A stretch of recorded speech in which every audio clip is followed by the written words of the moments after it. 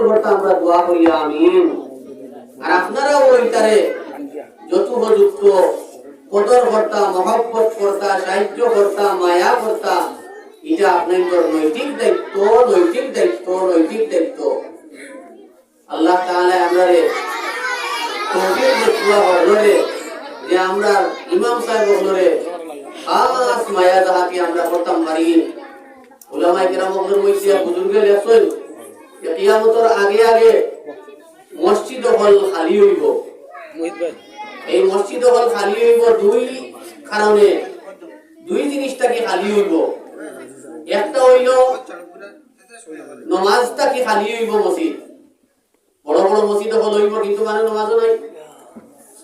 আর আরেকটা খালি হইব যে মুসলমানে অপরিমাণ জুলুম সিতম ইমাম সাহেব হলর প্রতি করবা, যার কারণে বালা আলিমে ইমামতিত নাইতা নাই, বালা আলিম খালি হইব মসজিদ হল।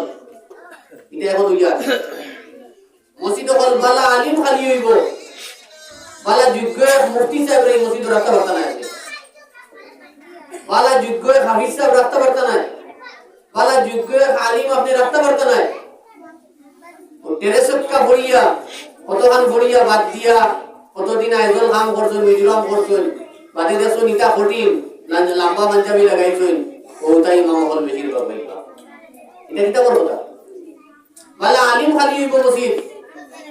আমরা বেকদরির কারণে কথা লাগি আলহামদুলিল্লাহ আমরা অঞ্চলের মধ্যে এখন আমরা সরকারিয়া দেখি আর যোগ্য যোগ্য মানুষ হল ইমাম আছে, কিন্তু ইলা সময় হলো আল্লাহ পাকে ইলা সময় আবাদ পান না। আমরা আল্লাহর কাছে দোয়া করি আমিন।